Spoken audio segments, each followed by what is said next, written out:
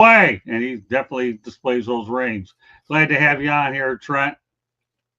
Hey, thanks, Scott. I'm thrilled to join you, George, and of course, the barber.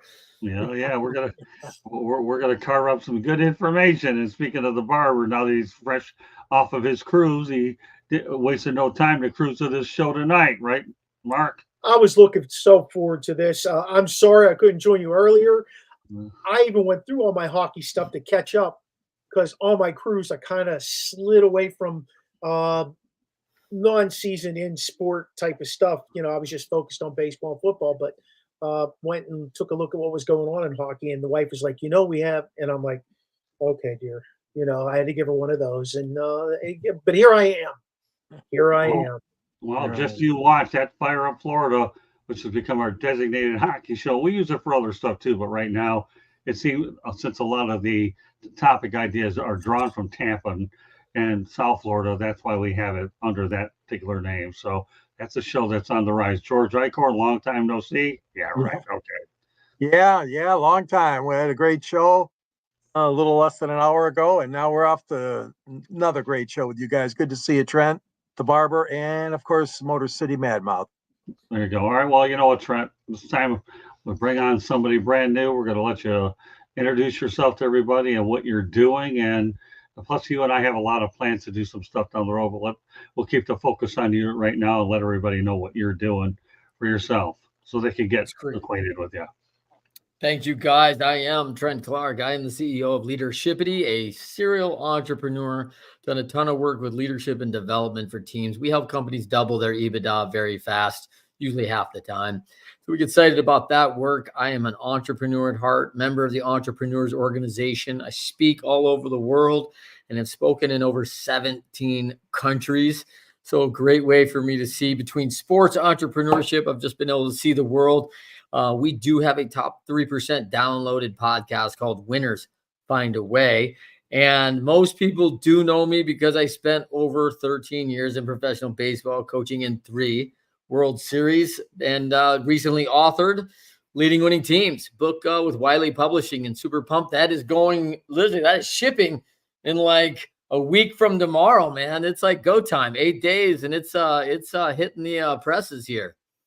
So we have 3 authors on the show. We have you, George, and I. How about that?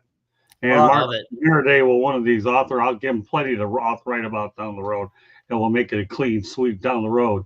Right there, Mr. Barber, you got to get you, since you're an educator, you should have no problem with all this AI and all this business, put together a book with what you've done. It'd be interesting because I have so many stories I could probably tell throughout the course of my life between encountering, professional athletes, being a coach myself, coaching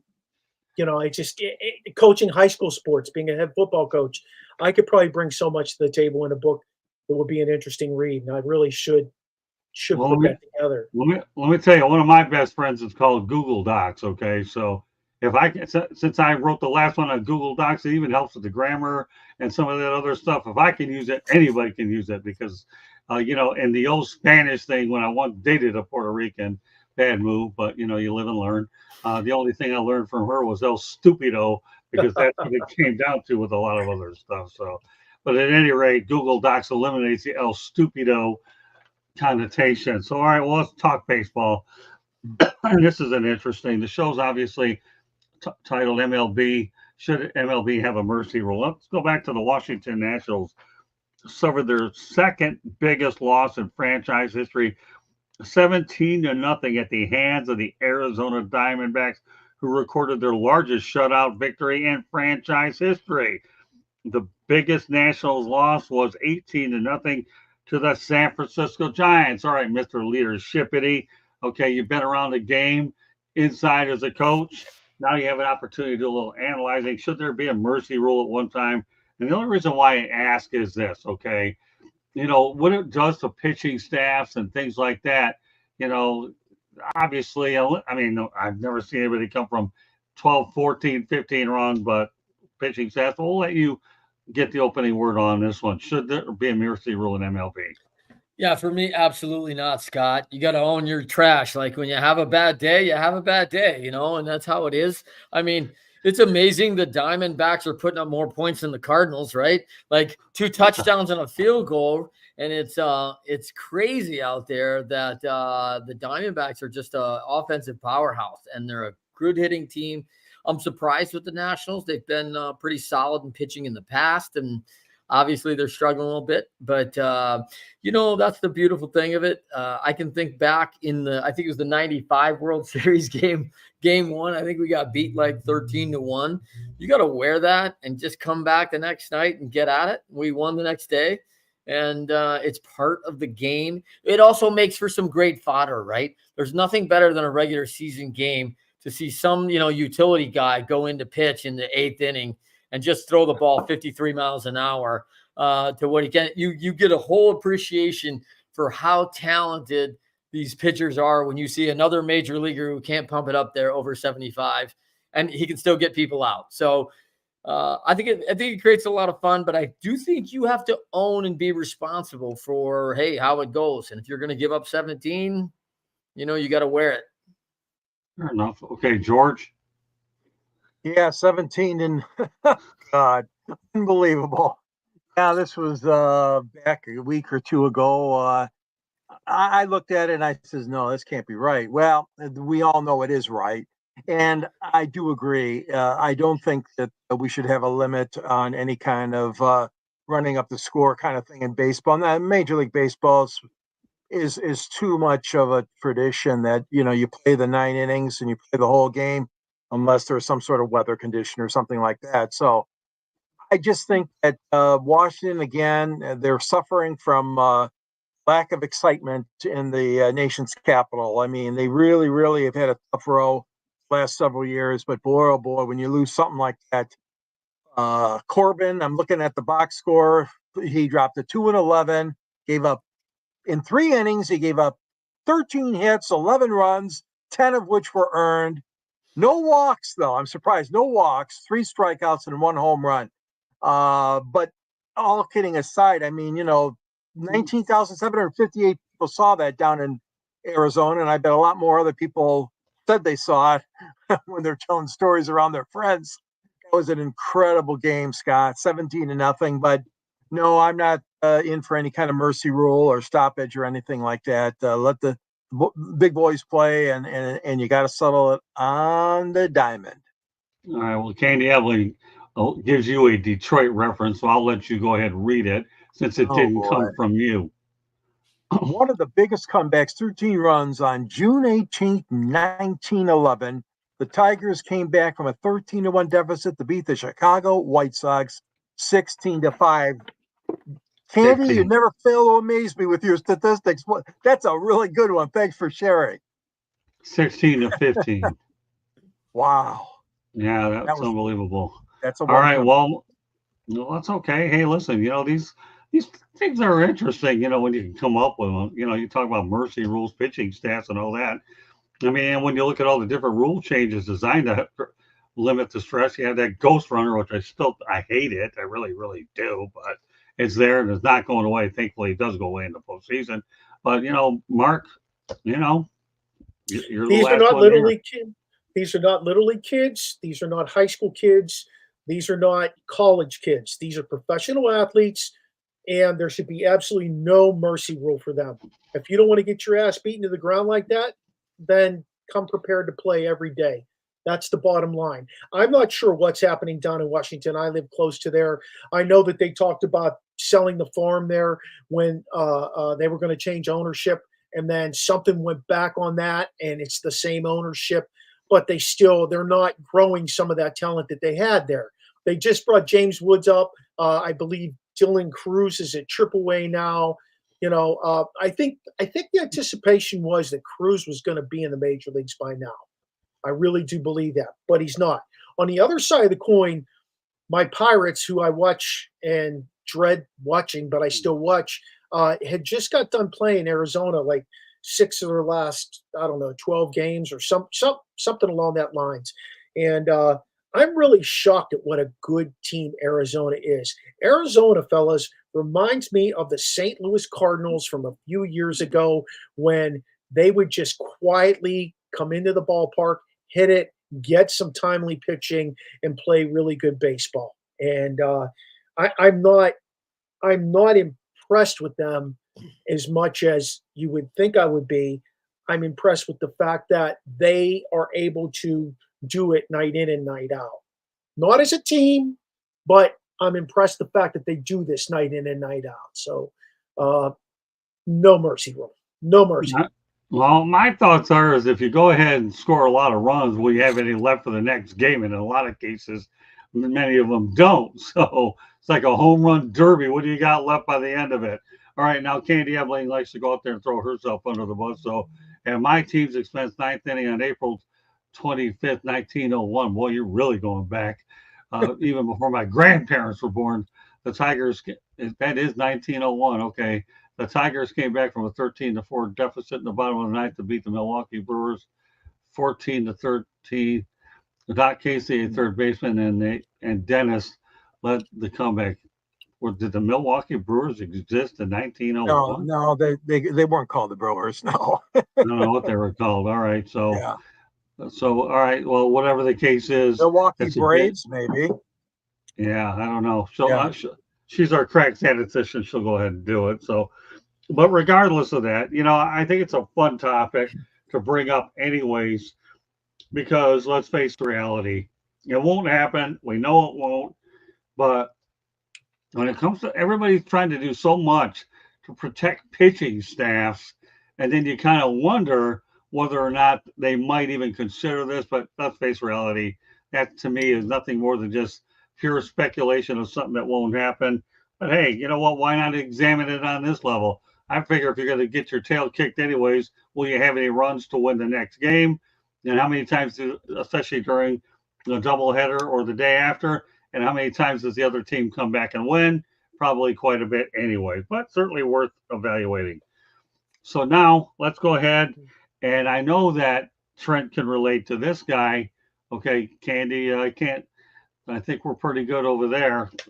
So they look back at the man who turned from a flamethrower into a finesse pitcher, Frank Tanana. His career mark was 240 and 236. But the teams he played for were 1,738 wins, 1925 losses, and even one tie. My goodness, yes, a tie. So, Trent, I think you probably got to know Frank Tanana a bit in Detroit. So I'll give you first dibs on this one as well.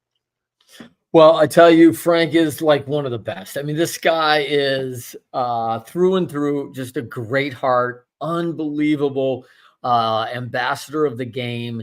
He has a straight passion for baseball, certainly played as long as he could. And it was great for me. I came in and coached him in 1993 and 1994 with the Tigers. He was a guy, I think he was like our fourth or fifth starter at that time. Right. And I think they were thinking about thumbing him into like maybe some setup situations and things from the left side. And I grew up watching the Texas Ranger, Frank Tanana, the flamethrower. So very different guy that was now kind of tail end of his career. But he was so good to me. I'm a 23-year-old kid coaching in the major leagues and minor leagues and kind of figure out this whole thing with the Tigers organization. And Frank was great to me, man. It was incredible guy and just gleaned a lot from him. At that point he was probably 16, 17-year veteran. So and surprisingly, I'm actually shocked by that loss record, because I felt like Frank Tanana was always winning. And so it tells you the longevity of the game for a guy who's got close to what, 38 decisions. Is that right?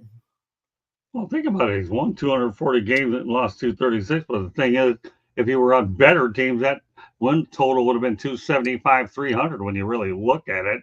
You have a guy playing on bad teams and still amasses 240 wins. Yeah. Yeah. He was, I think a fabulous guy, man. Like, what did you guys think of Frank Tanana? All right. Look at this guy. He's already getting ready for the co-host role. All right. Go ahead, George. Answer Trent's question. Yeah. Well, obviously being from Detroit, I mean, we were blessed to see him. He was raised in Northwest Detroit. and was the first round pick of the California Angels. 71 years old right now. I tell you what, he looks great. I get the chance to see him once or twice a year because he's in the Polish American Sports Hall of Fame and the Michigan Sports Hall of Fame. So in the last couple of years, he's brought his mom to the Polish Sports Hall of Fame dinner in Troy, and I was able to see him again and exchange a few words, pleasantries, if you will. Frank's a great guy. I echo what you said. There's no question about it. This guy went from a flamethrower to being more finesse in the bullpen. He readjusted his whole repertoire in his career, and it took off from there. And yeah, of course, that win-loss record is going to be deceiving because a lot of those games he pitched in relief too, and suffered the loss. Fair and square. Your record is usually your best 500 or a little below if you're a relief pitcher, through the years, your career. But that being said, he had some great qualities going for him. He's always admired. I know he's a very religious, very spiritual man too. And he just loves baseball. It's great. And now that he makes his home in Detroit full time, it's like I said, it's a blessing for me to be able to see him a couple times, 2-3 times a year. He's a great guy. Okay, Mark. I think it's pretty interesting how he changed his game throughout the course of his career, Right. because not every pitcher can do that, especially in today's baseball. Those guys are flamethrowers. They're flamethrowers till they burn out, and that's it. They're done. You might get 7-8 years out of. Look at Strasburg. How many years did he actually pitch in the league? But Tanana hung around forever, and he was a name that I will always remember as a kid because of the fact that he was able to transition from being one of those guys who could bring it to a guy who actually was able to finesse his way through. And he always seemed like the kind of guy who would take people under his wing and kind of give them guidance. Not only be a nice guy when you saw him in public as a PR, as a reporter, as a PR guy, whatever, but he always seemed like the kind of guy who would give tips to the young guys coming up because he wanted to see them succeed too. And I think that's a feather in his cap to hear that about him. But I really believe that if you can make that, it's too bad he can't teach guys how to be able to transition throughout the course of their career, being able to throw the ball in different ways to elongate their career. Yeah, great points all the way around, Mark. I mean, when you think about starters that went to relievers, one guy that comes to mind, or two actually, are Dennis Eckersley and John Smoltz. But the thing I loved about Frank Tanana is it wasn't that he went from a reliever to a starter. The fact of the matter is he's throwing a hard 90 to 100 miles an hour and realized, hey, my arm is going to last. So he was bold enough to change midstream. In fact, I even admire guys that actually go out there and decide to go, well, you know what, if I can't hit, why don't I become a pitcher? And they have an opportunity to do that. So I am intrigued by both scenarios. But yeah, again, the man's still 4 games over 500, and he's done an awful lot. I guess that would beg the question, I'm surprised Tommy John isn't in the Hall of Fame. I don't know if he is or not, but he should be as a builder of the game because of the surgery, but we'll do that another day. But it just kind of reminds you a little bit of changes of the game. I want to go back to the first topic for a moment, though. The Arizona Diamondbacks made a couple good deals at the trade deadline at the expense of the Miami Marlins, and they added A.J. Puck, and they also added Josh Bell. I saw Josh Bell's final game over at American Family Field out in Milwaukee in a Brewers 6-2 win. So, they added a good quality pitcher on the back end, and then they get Bell. I hear he's doing well. Then again, when they leave Miami, like Jazz Chisholm did, you're surrounded by better players, and your average and your numbers are going to go up. So I think the addition of Puck and Bell are certainly going to help the Diamondbacks. We get back to Tanana. You know what? I wanted to bring him up here. I felt there were enough people on this panel old enough to appreciate his efforts. And I'm glad that we were able to give Frank a little bit of recognition. But that said, Katie, take a stake break. Trent, you want to say something first? Yeah, I'd say one thing, and I want to kind of reiterate or kind of jump on what Barber said, man.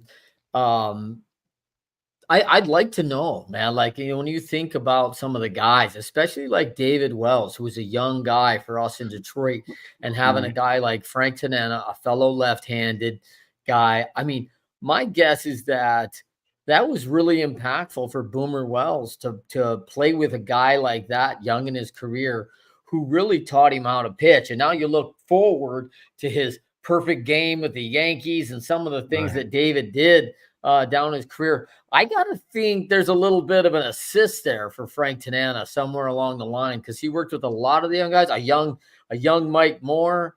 There was a lot of guys on that staff there. I look back on that Tigers team in 93, 94 going, man, maybe we should have won more. We had some pretty good names, but it was obviously a strike shortened year. So we were kind of struggling around that 500 number, but yeah, I think Frank definitely gets a couple assists along there. Scott, can I just comment on that? Trent, I often say this. I say this about, as a teacher, I say this to my students. You learn better from your peers than you would ever learn from me.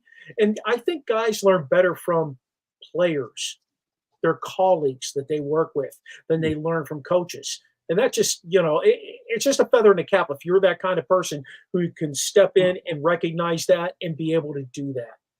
Yeah, but why wouldn't you be able to learn from your colleagues or players? Because after all, they're in the battle with you, is what they are. Although you have a lot of great coaches as well, but if you can learn from a guy in your clubhouse that's on the field every so many days of the year, Mark, you bring up a valid point. Now, Candy gets her station break. Go ahead, Candy. You are listening to the South Florida Tribune YouTube channel. We actually published a book last year. It's called Lessons from the Microphone, Tuning into the Enduring Wisdom of Visionary Leaders. It is written by none other than Scott, the Motor City Madmouth Morgenroth. And the foreword was written by none other than George Eichhorn. It talks about Scott's 40 plus years in the media industry and how it has changed. Lots of stories, lots of names. Go check it out. There's actually a picture of a young Scott with a young Muhammad Ali.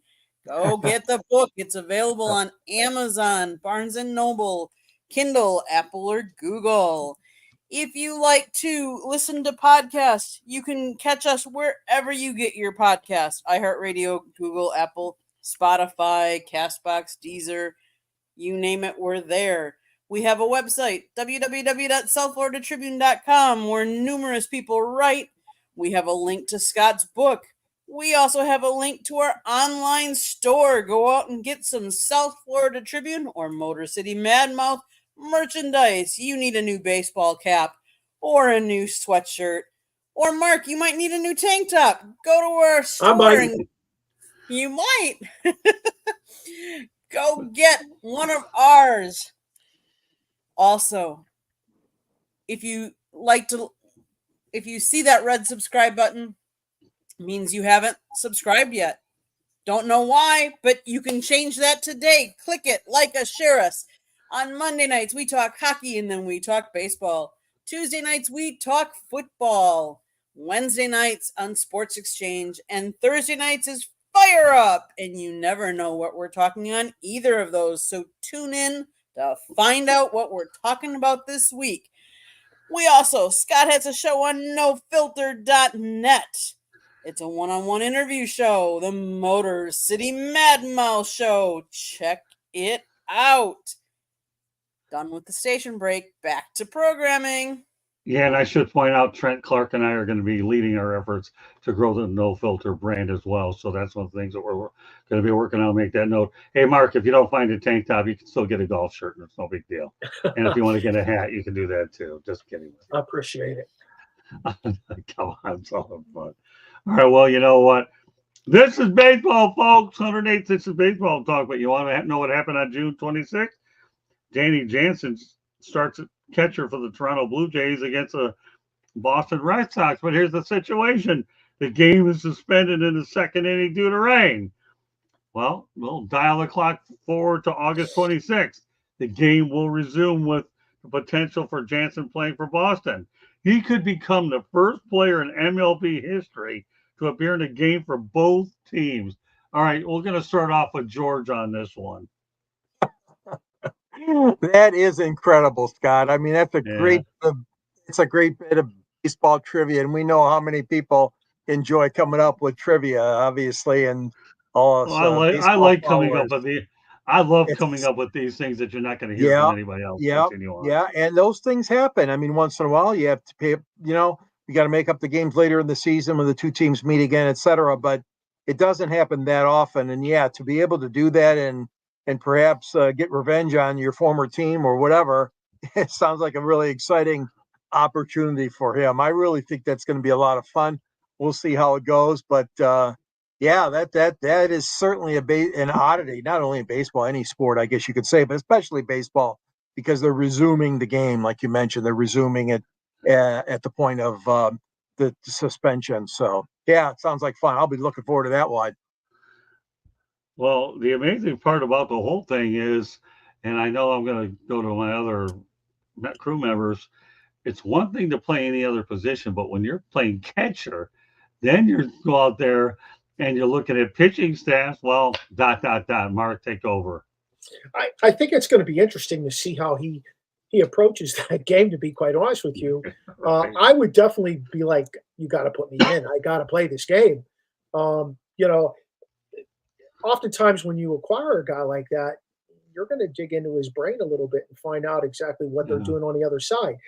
You cannot change that much for one team, when you're going to play them. And I'm excited too, George. I hope he does get to play. I hope he starts. It'll be interesting to see how the fans accept him.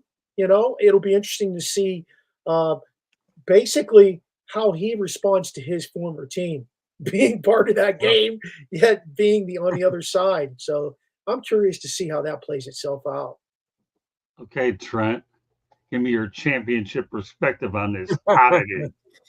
Well, I'm excited about the box score, right? Because I want to see this guy in the box score that he got a single in the first for the Blue Jays, and then he's got 2 hits later in the game for the Red Sox. I mean, the box score could be the best trivia of all time of what he did for this. And back, I mean, both these guys, great points. It's unique. I think the one I do remember is I believe there's a couple guys who have been traded in the middle of a doubleheader and went across and had to play the second game for the other team, right?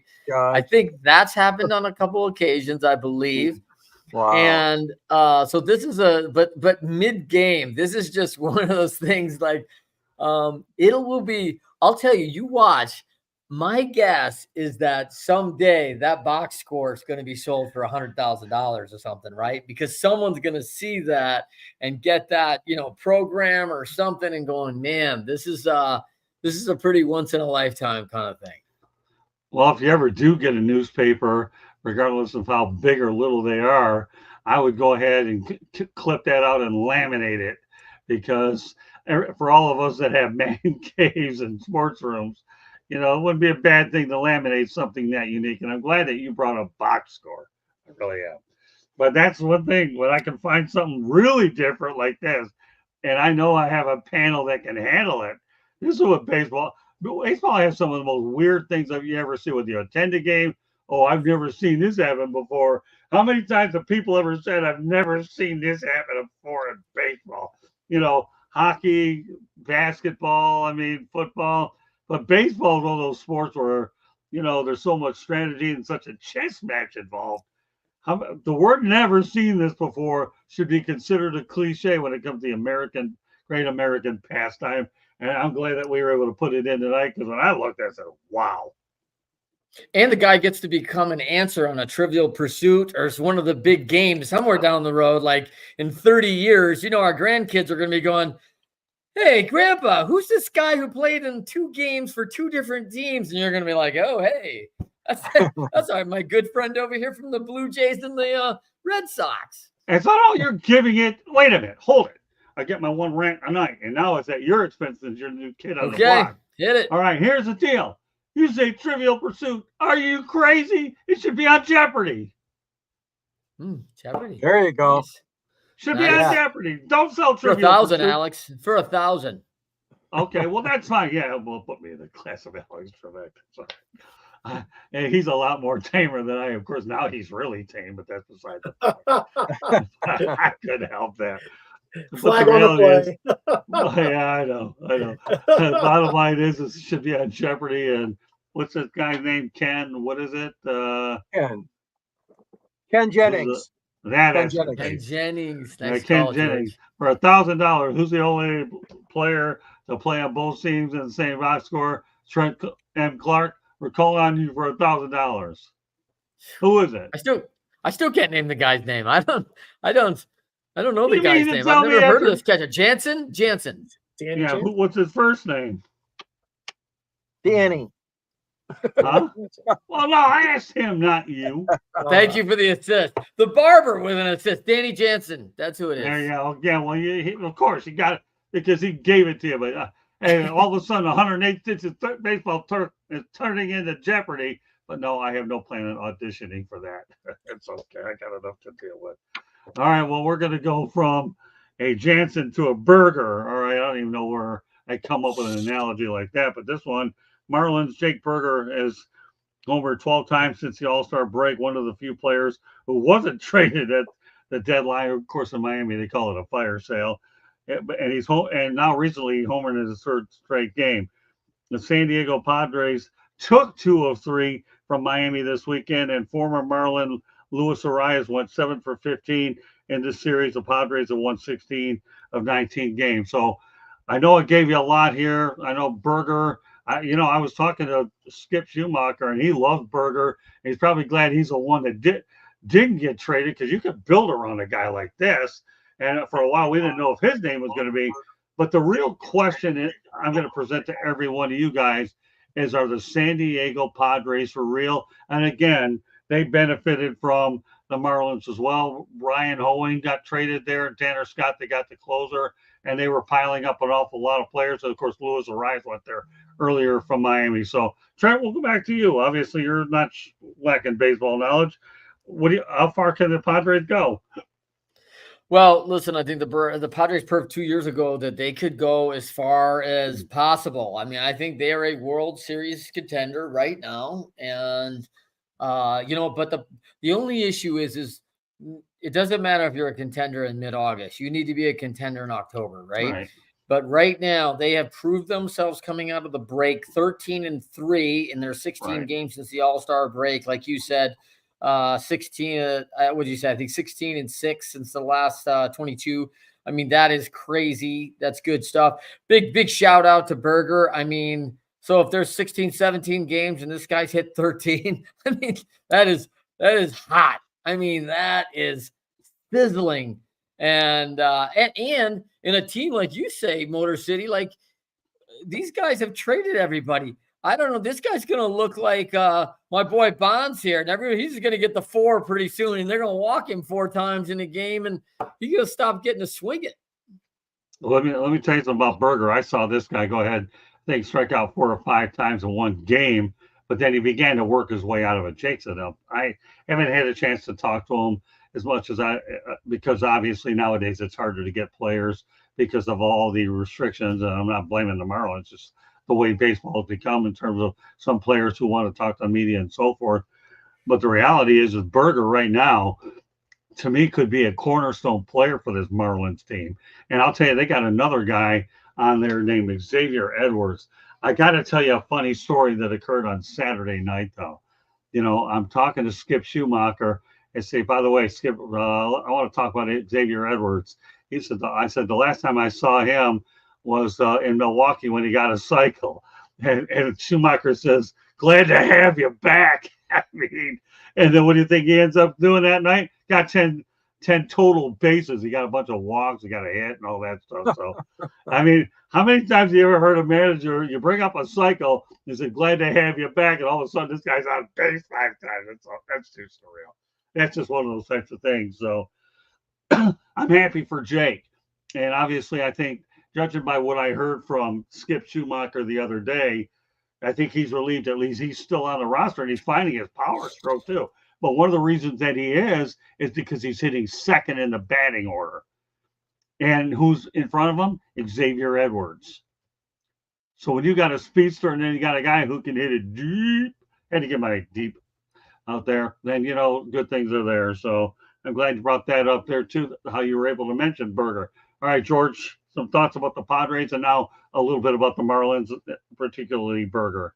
Well, Padres, yeah. I mean, they've been loading up for the last several years. I mean, a lot of people expected them last season to give LA a run for their money. They've had some difficulties there winning, but now they're just on fire, like you said. They're just steamrolling right now.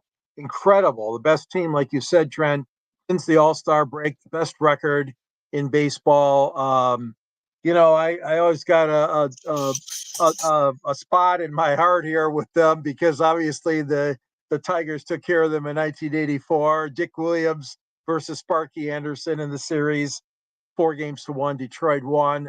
San Diego's only been to the series once, I think, since '84. They really do deserve a winner. Those fans have been very loyal there. And think about it. They lost their football team. They don't have a pro NBA team. They don't have a pro hockey team, or at least Major League, I mean. And that's the only game in town if you're a San Diego sports fan, besides, obviously, the collegiate sports and San Diego State. But that being said, yeah, I think that San Diego is for real. I think that they do have a good shot to contend, maybe not for the division, but at least a wild card berth. And then the other thing about Berger, yeah, I tell you what, he sounds like he's a good guy. You've talked to him, Scott. Like you said, you've followed him a little bit more than I have, but no, I think he brings a lot to the Marlins thing. I really do. I think that's a good move for them. And I really think that he's found maybe a better place to play. Chicago, very sad situation there with the White Sox. You feel for all those guys playing, all those guys managing, all the employees, everybody. But I tell you what, he can hang his head high now.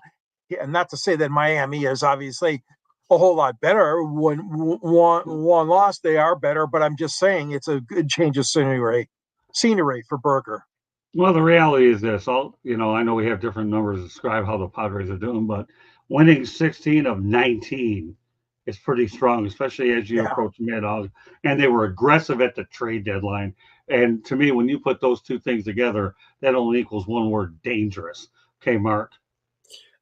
As far as Berger goes, any guy that can come out of the All-Star break when teams have changed their players around, play some of the better teams in the league after the All-Star break, which most teams are better than what the Marlins have currently, and still hit 12 home runs. They're putting something together there with him, like you said, a cornerstone, the kid in front of him.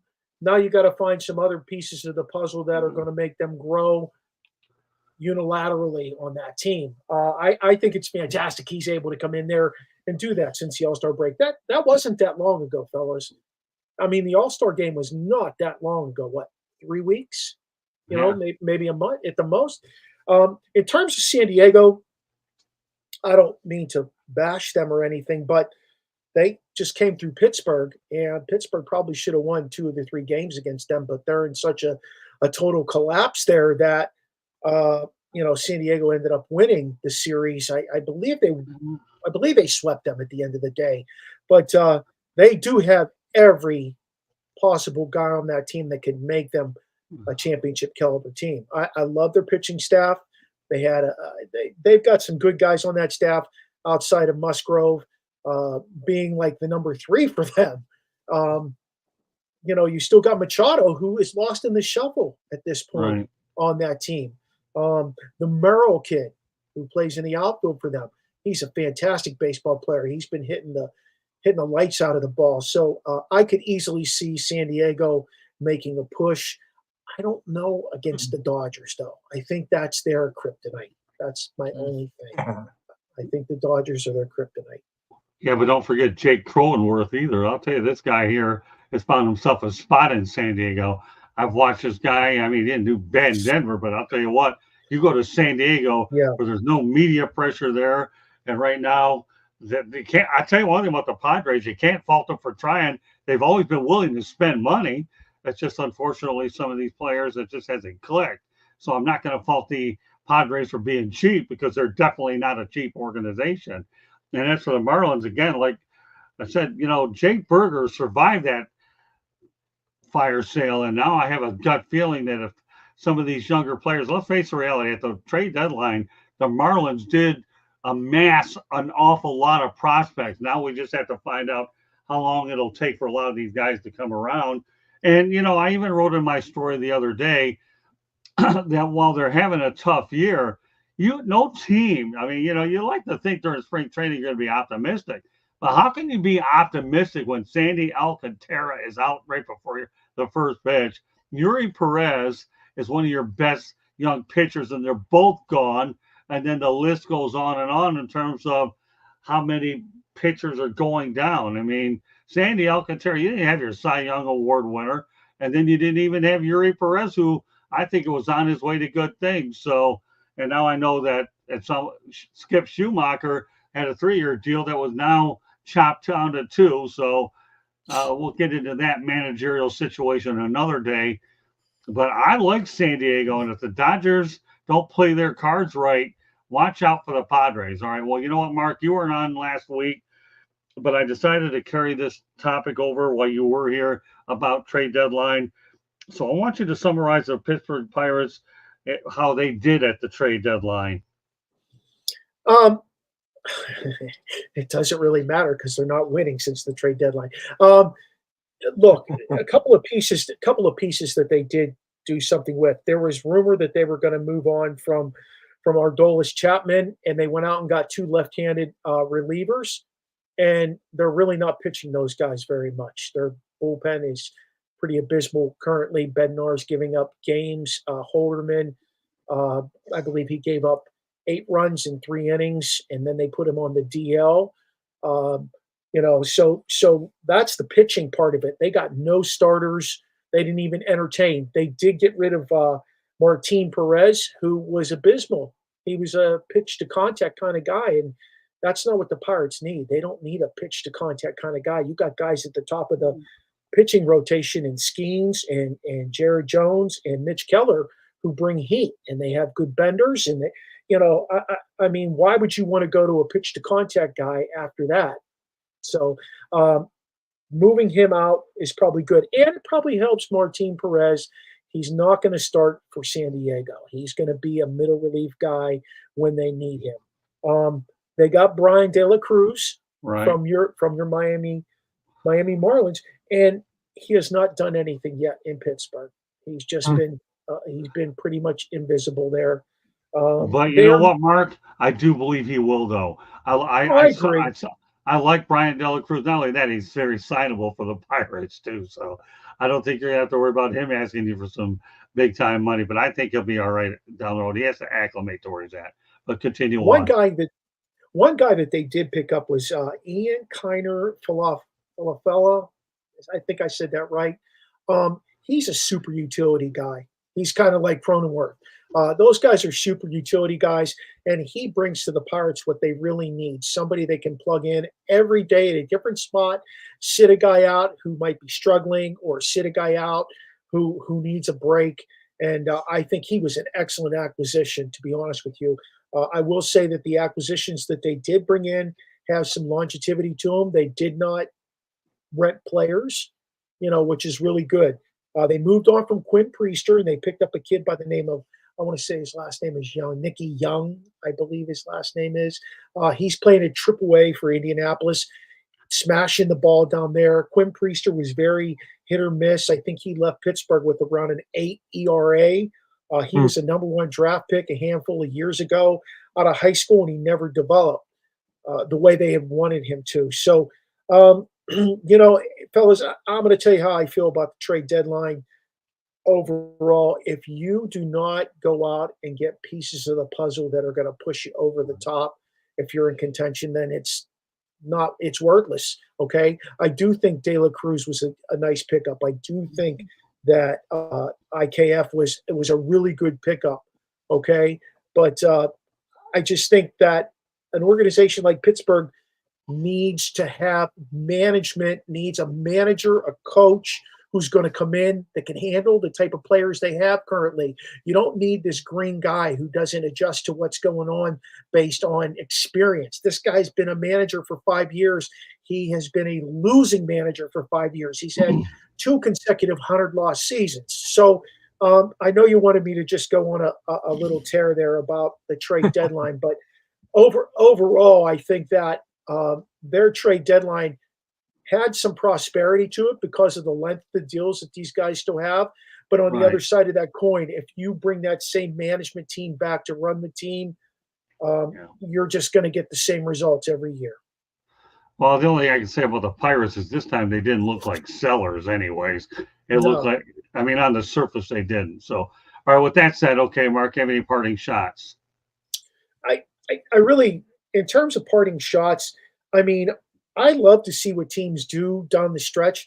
But what I'm starting to feel is the teams that were strong just got stronger because they made moves. And some of these teams that were fringe teams that could have been a push on the wild card, they're just fading now. To be honest with you, I really see San Diego jumped up, Arizona jumped up into the wild card. And some of those other teams that, even though they made some fringe moves, they're not going to be there. It'll be interesting what happens in September. To be honest with you, this is going to be a good September in baseball, fellas. Okay, George, do you have any parting shots? Well, my parting shot is just going to be another shot at the Tigers. Of course, they were sellers, and the Flaherty, the starting pitcher, was the number one prime, pitcher for them to unload. I mean, they weren't going to get rid of Skubal, I don't think, for anything unless you gave them the house. If you had given them 3 or 4 prospects and 2 starters, whatever, that didn't happen. Skubal. But the Tigers, again, it's wait till next year. And listen, Barber, I feel your frustration. I know you're going through this kind of thing with the Pirates, and the Pirate fans are. We're facing a similar situation in Detroit. You're trying to see and get those pieces to the puzzle, like you guys were talking about. It's so hard to do that. Scott Harris has got an unbelievable, thankless kind of job to try to put this all together. They've been hit with a lot of injuries again this year, Detroit. But all that being said, they have maintained a good attendance this year at the games. I mean, they've had good crowds for most of the way. But again, the fans are getting a little bit tired waiting for next year. But here we go again in Detroit. Yeah, the only thing I can say pertaining to the Pirates is they should never let Clint Hurdle go at all. He was the best thing they had going for him. You know what, Trent? Normally I give parting shots about what you think they should do in sports, but I'm not going to do it in your case. I'm going to take the parting shot segment and allow you to promote your book on a little bit more extensive level. How does that sound? Okay, fair enough. And then when you come back here in 2 weeks, I may still go back to that and let you promote your book, or I'll give you a little time to do both. But this time, since we're going to be talking about it again, folks, as I just mentioned a little while ago, Trent Clark and I are going to be working on No Filter Network, working on the Motor City Man Mouse show. There will be 2 Motor City Man Mouse shows. The one that Trent and I are going to work on, as well as one that I'm going to be doing on my own. But so I'm glad to welcome him as a co-host on that show. So Trent, why don't you go out there and try to let people know why they should buy your book? Well, thank you, Motor City Madmouth. I appreciate that. This is the book, Leading Winning Teams. Certainly how teamwork, motivation, and strategy achieve big league success. My background of coaching in professional sports to entrepreneurship, I have always recognized the value of having a great coach and learning and the great values we learn from sports. And how many times athletes would come to me saying, I don't know if I have skills that are going to transfer now out into the real world of careers and business. And there's a ton of great skills, from how quick they hyper learn, adaptability, communication, teamwork. I mean, there's so many things from these athletes that actually transfer over very well, and they have tons of skills. And of course, if you don't go to a trade school or you don't go to a university, you feel like, hey, I'm kind of lost here without something that is really tangible for me to go out into a career. And I really wanted to dispel that myth. I've certainly taken a lot of the lessons. I fortunately did go to university and learned a couple things along the way, but all the lessons came in from the people around me, the colleagues, the coaches. I've just worked with great coaches, from Sparky Anderson, of course, to Nick Saban, to Tom Izzo, to it just goes on and on, from all the people I was around, from Shapiro to Sosha to, Joe Madden. It's just been an incredible run of learning and gleaning. And so I tell a lot of those stories in there. as far as for signing, anyone you can get the book, you can get the book at any of the major retailers, Amazon, Barnes and Noble. They're all there. You can check out our page at bit.ly at Trent LWT, bit.ly/Trent LWT. That's our author page. You can find everything right there. It's also on Leadershipity on our website. For me on the close, I'll tell you this, that great talk tonight, man, some great stuff. I think this trade deadline, I think that too many teams are putting weighted all on the stats. They're not looking at the heart of these kids. They're not looking at a guy like Clint Hurdle who knows these kids in and out. He knows what their competitive levels are. He knows what their grit levels are. I mean, there's just a lot more to be said than just the X's and O's. I think there are no championships won in August. I love the Padres. I don't know if they have the staff to really compete at that level. And flipping this all the way back around to our beginning story of the Mercy Rule, we can remember when the A's certainly storied very easily in Moneyball when they set that record for the game winner in wins in a row in August. You know, they were up 10-0 on that game, and then the Tampa Bay Devil Rays came back in that game. They ended up winning that game to get the record. But teams will come back. These are pros, man. They are competitive. They got a pride level. They're not going to give it up. But no championships are won in August. That A's was a very good club, and you run into a buzzsaw in that first round, and you lose a tight 3 out of 5 win, and you're gone. There's a lot of things that got to go right to win that big ring. Well done. I appreciate that. That brings a lot in perspective to the Mercy Rule. All right. Well, with that said, Mark, why don't you let everybody know how they can get a hold of you? They can reach me at Original Sports Podcast. We're on podpage.com, Original Sports Podcast with Mark Mariday, and we're on every social media place that you can go. Our show drops on Thursdays, most likely. Sometimes it's on Tuesdays. We go live on Tuesdays, but we like to drop the show on Thursday for the audio portion of it. And we are on Roku, and we just got a new slot on Roku because we're doing well. They moved us to the 7 o'clock slot on Tuesday night, so we will be live on Roku when we tape. Well done. Okay, George, go ahead. Yeah, you can find me at the Motor City Tribune, which is one of the affiliates of the South Florida Tribune website. And I write about sports here in Detroit and in Michigan. At the end of my columns, there's always a link to my book, which is called Detroit Sports Broadcasters on the Air, which chronicles the history of Detroit and Michigan sportscasters, including Ernie Harwell and Ray Lane and Bud Lynch and Ken Cal, George Blaha. We have great guys in Detroit. And certainly it's a good book for anybody that's interested in that bit of history. Reach me at gicorn@yahoo.com and also at LinkedIn. And then you can find me under my name, obviously, at Facebook as well, or Sand G Sports 99. And there's my book. Yeah, there it is right in the corner there. Thank you, Candy, for posting that. Find me on 108 Stitches and Fire Up and all these great shows. Looking forward to the Sports Exchange always too on Wednesday night, Scott. And of course, he's going to be with me on this week here doing a no filter. But what we're going to be doing with this particular episode is diving into my book a little bit and talk about some of the concepts that are written in there. And Trent will be on there regularly once a week, no matter what. There might be instances where you see him on twice a week on the network, but the no filter is something that we both have made a decision. We want to do what we can to build it. But let's face reality, Trent. We know that you like baseball, and we might even drag you on the hockey show once in a while as well. So, what I have to do here is, I tell you what, I take a pride in making sure everybody that comes on this network is not a one-trick pony, okay? Everybody's going to do 2 or 3 shows, and after all, you got to be versatile, right? Yep. Does everybody remember the day when there used to be a 24-man roster because MLB tried to go ahead and cut corners and get rid of one spot?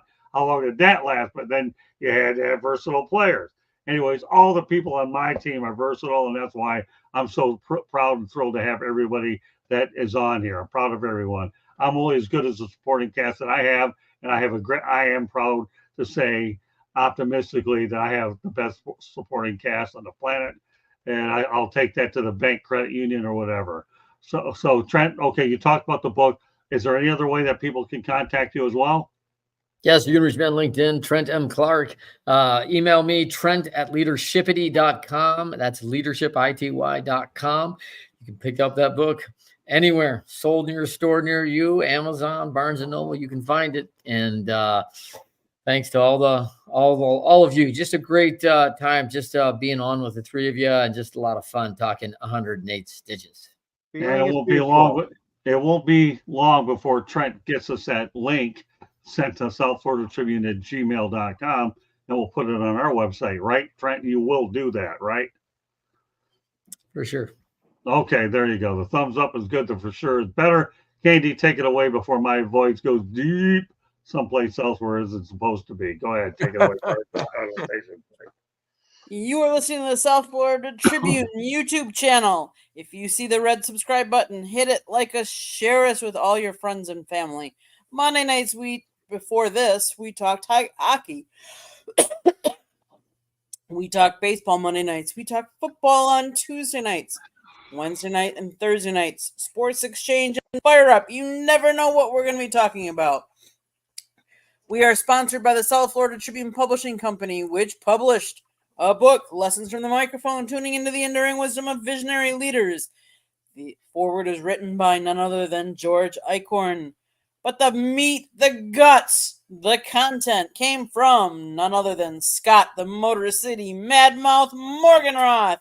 It is available on Amazon, Barnes & Noble, Kindle, Apple, and Google Books. Get your copy today. I know you want to see what a young Muhammad Ali, and more importantly, what a young Scott Morgenroth looks like. Get your copy today. If you like listening to podcasts, you can listen to all of our podcasts are available. Apple, Google, iHeartRadio, wherever you get your podcasts. We do have a website, www.southfloridatribune, where you can read Scott, you can read George's articles, you can see pictures that I've taken.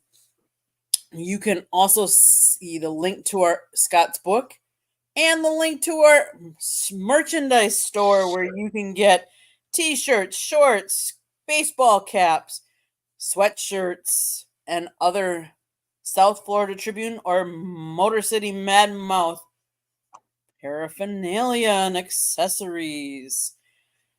I think that's pretty much it. If you want to sponsor a show or advertise, call Scott, 954-304-4941. If you missed any of that, it's been scrolling along the bottom. So just hit pause, rewind, and watch it again, or listen to it again to get any of that information.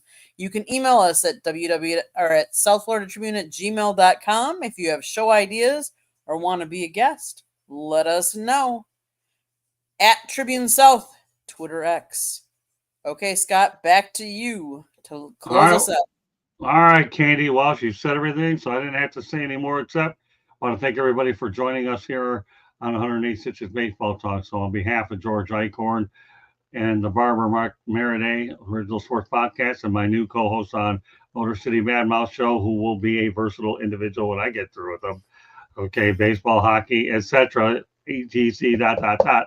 I want to thank you very much for joining us, and we will see you next Tuesday on 108 Stitches Baseball Talk. Have a great week, everybody. See you next week. In fact, not only that, so I hope you can join us tomorrow for Inside the Pigskin. We'll have a good crew here, talk about the doings in the National Football League and maybe a college topic. We'll see what I come up with. Good night, everybody.